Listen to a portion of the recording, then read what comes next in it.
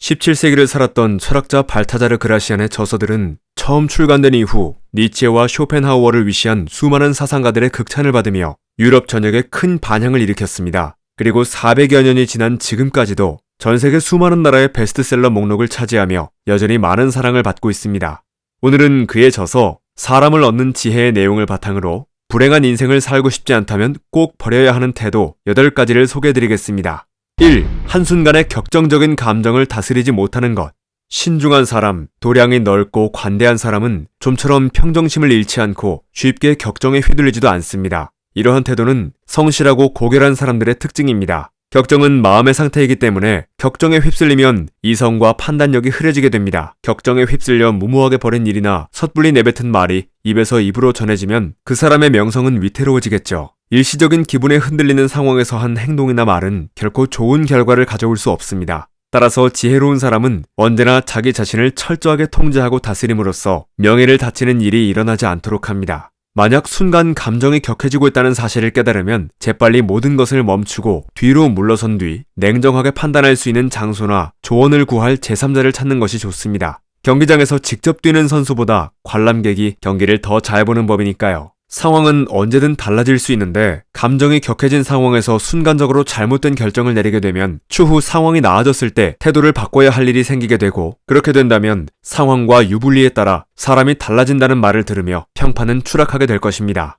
2. 오지랖 부리는 것. 다른 사람들에게 존경받고 싶다면 먼저 자신부터 존중할 줄 알아야 합니다. 자신의 재능을 아끼고 잘 관리하는 게 중요합니다. 그러자면 아무 데서나 나서지 말고 사람들이 간청하는 일만 하는 게 좋습니다. 왜냐하면 요청받지도 않은 일을 했다가 실패한다면 모든 비난을 본인이 받게 되기 때문입니다. 설사 운이 좋아 일이 성공하더라도 요청한 사람이 없었으니 아무도 고마움을 표시하지 않을 것입니다. 오지랖은 오히려 자신을 갉아먹는 행위입니다. 쓸데없는 일을 떠맡는 것만큼 어리석은 행동은 없습니다. 헛된 공명심이나 정의감 때문에 혹은 단순히 잘 거절하지 못해서 여러 가지 일을 떠맡는 사람은 결국 자신의 소중한 시간을 낭비하게 되고 다른 사람들의 시기를 받다가 삶도 영혼도 황폐해지게 됩니다. 그러니 삶도 건강도 지키면서 꼭 필요한 자리에서 자신의 능력을 발휘하기 위해서는 함부로 나서지 말고 재능을 아껴두어야 합니다. 그러다가 사람들의 간절한 요청이 있을 때 나서서 최선을 다해 그 일을 처리해준다면 결과가 어떻게 되든 큰 상관없이 사람들의 존경과 신뢰를 얻을 수 있게 될 것입니다. 3.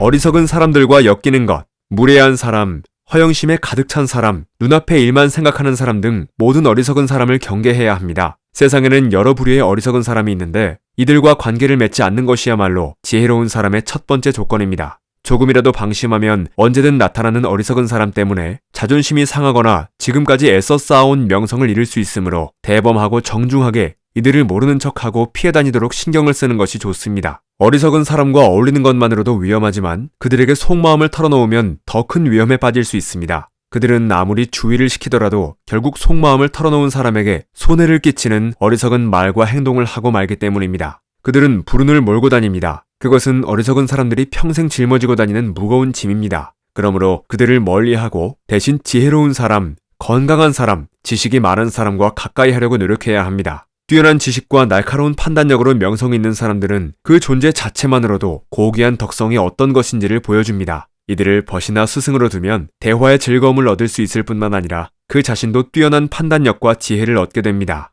4. 지나친 행복을 추구하는 것. 원하는 것을 모두 소유하지 말고 어느 정도 남겨두는 습관이 필요합니다. 우리 육체는 휴식이 필요하고 정신은 열망하는 대상이 필요합니다. 그런데 행복을 위한 것이라며 원하던 대부분을 해버리고 원하던 대부분을 소유해버리면 그 다음부터는 권태와 불만에 빠지게 됩니다. 호기심을 일으키고 정신을 자극하기 위해서는 미지의 세계가 필요한 법인데 더는 하고 싶은 게 없고 갖고 싶은 게 없어지면 가진 것을 잃어버릴까 두려워하는 상태로 가버리게 됩니다. 행복이 다시 불행으로 바뀌는 것입니다. 얻고자 하는 욕구가 사라지는 순간 상실의 두려움이 생겨납니다. 따라서 지나친 행복 추구는 자칫 불행으로 이어질 수 있다는 생각을 항상 명심해야 합니다. 5. 자신을 정확하게 파악하지 못하는 것. 모든 일을 하기에 앞서 자기 자신을 알아야 합니다. 자신의 성격이 어떤지, 지적 수준이 어느 정도인지, 충분한 분별력과 판단력이 있는지, 감정 상태가 어떤지 등을 알아야 합니다. 자신을 철저히 알지 못하면 실천 가능한 계획을 세울 수 없고 어떤 상황이 닥쳤을 때 빠른 대처 역시 잘할 수 없기 때문입니다. 얼굴을 보여주는 거울은 있지만 마음을 보여주는 거울은 없습니다. 따라서 자주 얼굴을 보며 외모의 상태를 살펴보듯 꾸준한 성찰을 통해 마음을 들여다보아야 합니다. 겉모습에 신경 쓰는 건 못지않게 내면의 자질을 개선하려고 노력해야 합니다. 내가 어려움을 얼마나 잘 이겨낼 수 있는지, 정신적으로 얼마나 강한지, 그리고 얼마나 많은 재능을 가졌는지를 알아내어 항상 준비된 상태를 유지하는 것이 필요합니다. 6. 단판 승부에 모든 것을 거는 것. 처음부터 단판 승부에 모든 걸 거는 사람들이 있습니다. 화끈하다거나 승부사라는 소리를 듣는 것이 마치 대단한 칭찬이라고 착각하는 경우입니다. 그러나 어떤 분야에서건 마찬가지로 승부를 겨룬다는 것은 운도 따라야 하고 살펴야 할 변수들도 많아서 이길 수도 있지만 아무리 노력해도 질 때가 있는 법입니다. 그런데 만약 그게 단판 승부였다면 그 피해를 복구할 방법이 없게 되겠죠. 현명한 사람은 부족한 점을 점차 보완해가면서 결국 완벽함에 도달하게 됩니다. 누구나 처음에는 실수를 저지르게 마련입니다. 그런 힘든 일을 겪은 다음에 첫 번째에서 부족했던 부분을 보완하여 다시 도전하고 또 도전함으로써 점차 실력이 완성돼가는 것입니다. 따라서 단판 승부에 모든 것을 거는 행동은 하지 말고 어떤 일에서건 개선의 여지가 있다는 생각으로 단계를 밟아 도전하며 승부를 펼치는 것이 현명한 방법입니다. 7. 인간관계에서 서두르는 것. 사회생활을 하다 보면 인간관계에서 여러 어려움을 겪게 됩니다. 예를 들면 친구나 지인들과 관계가 상당히 소원해질 때가 생깁니다. 그렇지만 만일 이런 일이 벌어지더라도 너무 서두를 필요는 없습니다. 관계가 회복될 때까지 시간을 갖고 기다리는 것이 좋습니다. 맑은 물이라도 조금만 휘저으면 흙탕물이 됩니다. 흙탕물은 손을 대면 될수록 더 혼탁해지고 오히려 가만히 두면 저절로 맑아지죠. 인간관계에서도 마찬가지로 때로는 손을 놓은 채 뒤로 물러서서 지켜보는 것이 사람들 사이에서 일어난 감정의 태풍을 가라앉히는 좋은 방법이 되기도 합니다. 그렇게 상황이 좋아질 때까지 기다리는 것이야말로 혼란스럽고 힘든 상황을 해결하는 최고의 방법입니다. 8.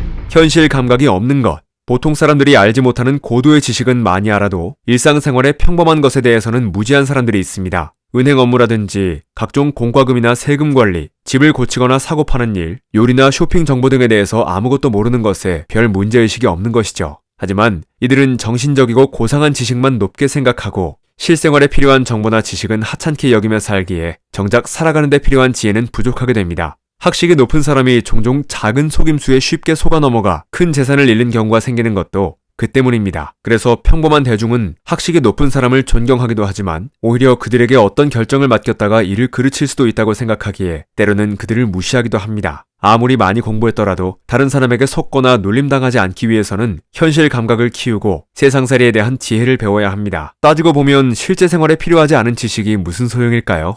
사실 우리가 사람을 얻는 지혜를 추구한다는 건 성공과 행복이라는 가장 보편적인 삶의 목표를 이루기 위함입니다. 그러나 지금까지 알려드린 8가지 외에 한 가지 말씀을 더 드리고자 합니다. 그건 바로 남의 아첨은 배격하고 비판을 좋아해야 한다는 것입니다.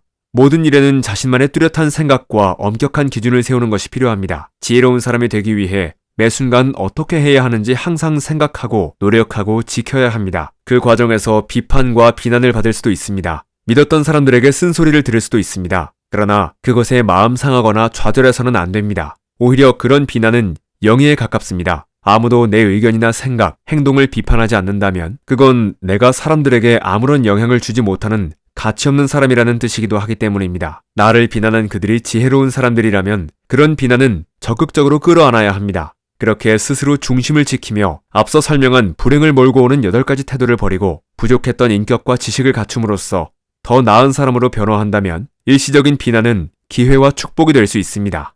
책갈피였습니다. 당신의 성공과 행복을 응원합니다.